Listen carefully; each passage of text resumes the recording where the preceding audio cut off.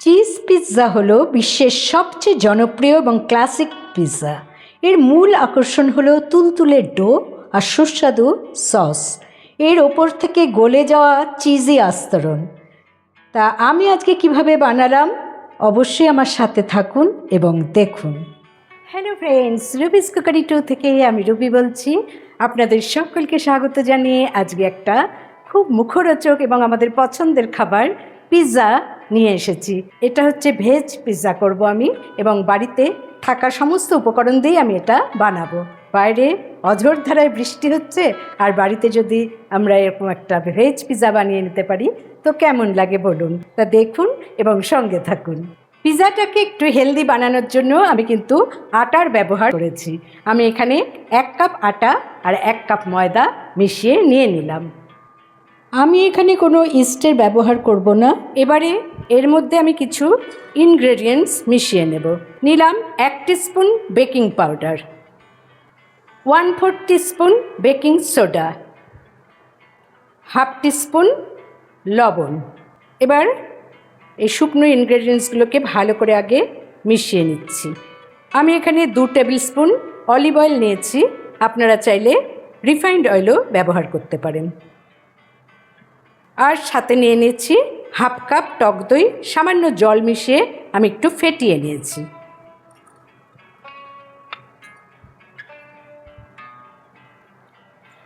এবারে প্রয়োজন মতো জল অল্প অল্প করে আমি নিয়ে নিচ্ছি। আমি এখানে 1/2 কাপ জল নিয়েছি।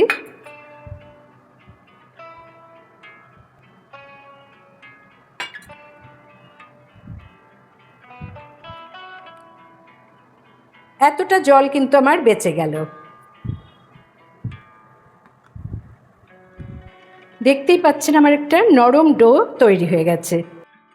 ডোটা যাতে না ফেটে যায় তার জন্য আমি একটু তেল এর ওপর বুলিয়ে নিচ্ছি। ঢাকা দিয়ে একটা গরম জায়গায় রেখে দিতে হবে।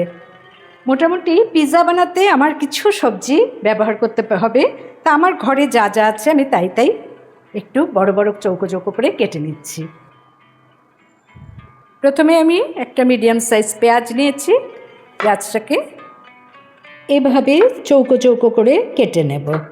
প্রথমে এরকমভাবে 4টে টুকরো করে নিয়ে তার থেকে পাতাগুলোকে এভাবে বের করে নিচ্ছি। এরকম চৌকো চৌকোভাবে কেটে নিতে হবে। পেঁয়াজটা কাটা হয়ে গেল।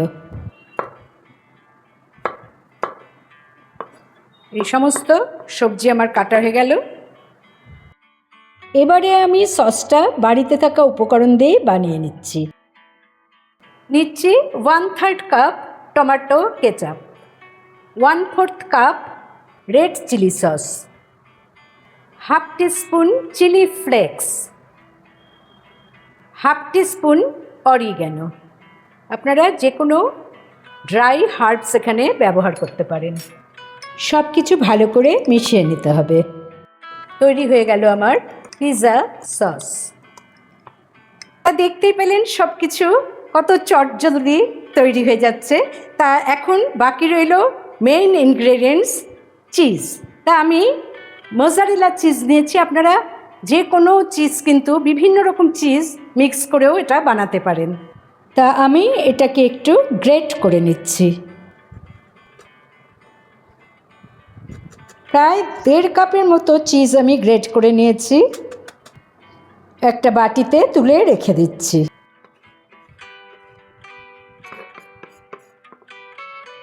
মোটামুটি সমস্ত রেডি। আমি কিছু সুইট কর্ন নিয়ে নিয়েছি। প্রায় 20 মিনিট এটা রেস্টে ছিল। এবার দেখুন কতটা ফুলে উঠেছে। এবারে ডোটার থেকে একটু চেপে চেপে ভেতরে হাওয়াটা বের করে নিয়ে আরেকবার ভালো করে একটু মেখে নিচ্ছি। 2 হাতের সাহায্যে একটা রোল বানিয়ে নিলাম। এবারে সমান করে এটাকে দুটো ভাগ করে নিচ্ছি। একটা একটু ছোট করে নিচ্ছি, আর দুটো বড় করে নিলাম। হাতের সাহায্যে 4টে গোল গোল করে বল বানিয়ে নিচ্ছি। এরকম দুটো বড় বল বানালাম আর দুটো ছোট বল। তা এগুলোকে একটা বাটির মধ্যে তুলে নিচ্ছি। সামান্য তেল মেখে রেখে এটাকে ঢাকা দিয়ে রাখতে হবে যাতে না ফেটে যায়। ঢাকা দিয়ে রেখে দিলাম। আমি আগেই বলেছি যে কোনো বেকিং ওভেনে কিন্তু আমি এটা বানাবো না, সিম্পল কড়ার মধ্যে বানাচ্ছি। বসিয়ে দিলাম একটা বড় সাইজের ডিপ কড়া। এবারে আমি এর মধ্যে কিছু নুন ঢেলে দিলাম। এই নুনটা কিন্তু আমি সবসময় এই বেকিংয়ের ক্ষেত্রে ইউজ করি আর হয়ে যাওয়ার পর তুলে রেখে দিই। তা আমি হাই ফ্লেমে 5 মিনিটের জন্য এটাকে ঢাকা দিয়ে গরম হতে দিচ্ছি। এবারে আমি ডোগুলোকে বেলে নিচ্ছি। প্রথমে আমি ছোট ডোটা বেলে নেব। সামান্য একটু ময়দা ছড়িয়ে নিলাম।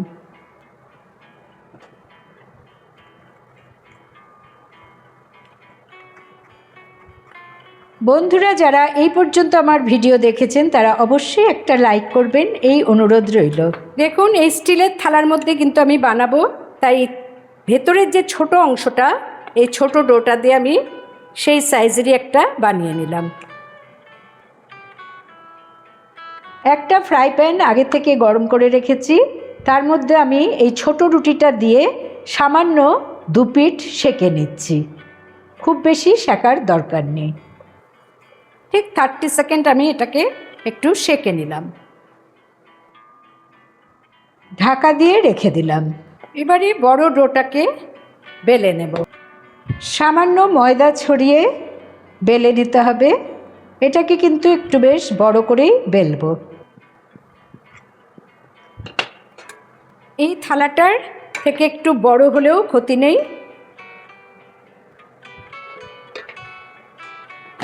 আমি এই প্লেটে একটু বাটার গ্রিস করে নিচ্ছি।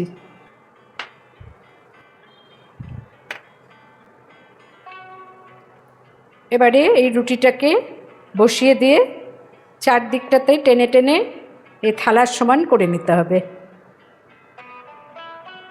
সাইডগুলো একটু হাতের সাহায্যে পাতলা করে নেবেন।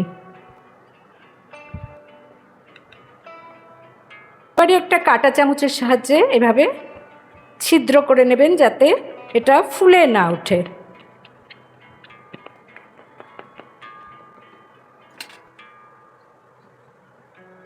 যদি আপনাদের কাছে লিকুইড চিজ থাকে বা মজারেলা লিকুইড চিজটা থাকে তাহলে এটা এই বেসের উপর ছড়িয়ে দেবেন। আমার কাছে ছিল না, আমি একটু ফ্রেশ ক্রিম এখানে লাগিয়ে নিলাম। তবে ক্রিমটা যেন জল ঝরানো থাকে। সাইডগুলো কিন্তু ক্লিয়ার রাখবেন।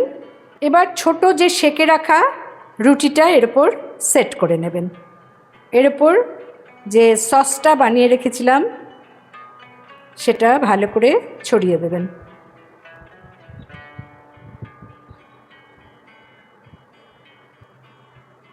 এবারে কিছুটা গ্রেট করে রাখা চিজ এতে অ্যাড করে দেবেন। এবার সুন্দর করে কেটে রাখা বেল পেপার, পেঁয়াজ, হলুদ ক্যাপসিকাম, সবুজ ক্যাপসিকাম এগুলো সব সাজিয়ে দেবেন। দেখুন কতটা কালারফুল লাগছে। আজকে আমি যেভাবে বানাচ্ছি এমন কিছু কঠিন ব্যাপার না, আপনারা সহজেই বাড়িতে এভাবে বানিয়ে নিতে পারেন। এবং এত রকম ক্যাপসিকাম না দিলেও চলবে, শুধু সবুজ ক্যাপসিকামটাই আপনারা ইউজ করতে পারেন, কারণ এটা বাজারে খুবই অ্যাভেলেবল। কিছু সুইট কর্ন এর উপর ছড়িয়ে দিচ্ছি। আপনারা এখানে কিছু কিউব করে কেটে পনির অ্যাড করে দিতে পারেন। আবারও এর উপর একটু চিজ দিয়ে দিচ্ছি। বাড়িতে তৈরি আপনাদের পছন্দ মতো চিজটা ব্যবহার করবেন। আমি তো চিজ ভীষণ পছন্দ করি, তাই আমি যতটা পারছি চিজ দিয়ে এটাকে ভরিয়ে দিচ্ছি। এবারে কিছু অরিগ্যানো আমি দিয়ে দিচ্ছি, সাথে দিয়ে দিচ্ছি চিলি ফ্লেক্স।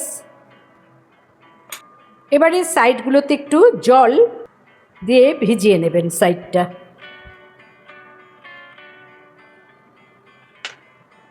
এবার এটাকে মুড়িয়ে দেবেন।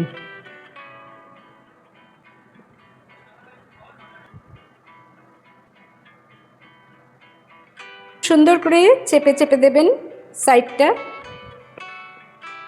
একটা কাঁটা চামচ দিয়ে এভাবে ফুটিয়ে নেবেন। এবার এই মেল্টেড বাটারটা সাইড দিয়ে লাগিয়ে নেবেন, এতে কালারটা খুবই ভালো হবে। তৈরি হয়ে গেল। এবার আমি প্রিহিট করা কড়ার মধ্যে খুব সাবধানে এটাকে বসিয়ে দিতে হবে, যাতে মাঝ বরাবর থাকে সেরকমভাবে রেখে ঢাকা দিয়ে প্রায় 20 মিনিট আমি এটাকে বেক হতে দেব। একটা পিৎজা বেক হতে হতে আমি আর একটা পিৎজা বানিয়ে নিচ্ছি। আর একটা এরকম থালা নিয়েছি, থালার মধ্যে বড় রুটিটাকে এভাবে রেখে ছোট ছোট ছিদ্র করে নিচ্ছি ঠিক আগেরটার মতোই। তারপর তার মধ্যে ফ্রেশ ক্রিম লাগিয়ে নিচ্ছি। ছোট রুটিটা সেঁকে রেখেছিলাম সেটা দিয়ে আমি চারপাশে জল ব্রাশ করে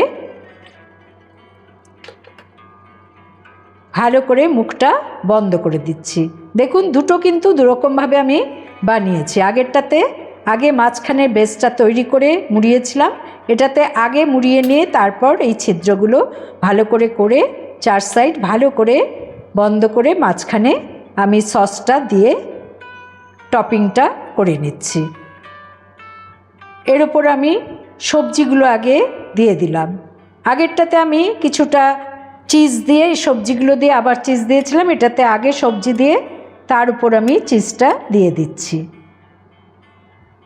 যেরকমভাবে ইচ্ছা আপনারা বানাতে পারেন। তারপর এর উপর একটু অরিগ্যানো আর চিলি ফ্লেক্স দিলে এর টেস্টটাও ভালো হবে, আর চার সাইডে একটু বাটার দিয়ে দিলে কালারটা খুব ভালো আসবে। তা দেখুন প্রথমটা আমার তৈরি হয়ে গেছে, একদম তৈরি, লোভনীয় হয়েছে দেখতে, দেখেই বুঝতে পাচ্ছেন দারুণ ইয়াম্মি হয়েছে। এবারে খুব সাবধানে এটাকে বের করে নিচ্ছি। আলাদা একটা পাত্রে ঢেলে আমি এটাকে পেছনটা কেমন দেখিয়ে দিলাম, সুন্দর বেক হয়েছে। এবারে আমি দ্বিতীয় পিৎজাটা ঢাকা দিয়ে আবারও 20 মিনিট মিডিয়াম ফ্লেমে রেখে দিলাম। চারপাশে মাঝখানে একবার বাটারটা বুলিয়ে দিচ্ছি, আবারও ঢাকা দিয়ে দিলাম। তৈরি আমার দ্বিতীয় পিৎজা। দ্বিতীয় পিৎজাটা কিন্তু আমি আগের পিৎজার মতো বেশি কড়া করে করিনি, একটু নরম রেখেছি যাতে চিজগুলো এরকম গলা গলা থাকে। তা দুরকমভাবেই আপনারা পিৎজাটা বানিয়ে নিতে পারেন। একই ইনগ্রেডিয়েন্টস ইউজ করেছি, শুধু শেপটা করার সময় একটু আলাদা রকমভাবে করেছি। তা দেখুন কত লোভনীয় হয়েছে, এত গরম যে আমি ধরতে পারছি না। ভালো লাগলে লাইক করুন, কমেন্ট করুন, শেয়ার করুন। নতুন বন্ধুদের সাবস্ক্রাইব করার অনুরোধ রইল। পাশে বেল বোতামে অবশ্যই ক্লিক করতে ভুলবেন না, তাতে যখনই কোনো নতুন রান্নার রেসিপি শেয়ার করব তার নোটিফিকেশন সহজেই আপনারা পেয়ে যাবেন। ভালো থাকুন, সুস্থ থাকুন। পরের এপিসোডে নতুন রান্নার রেসিপি নিয়ে হাজির হচ্ছি আমি রুবি। Thanks for watching.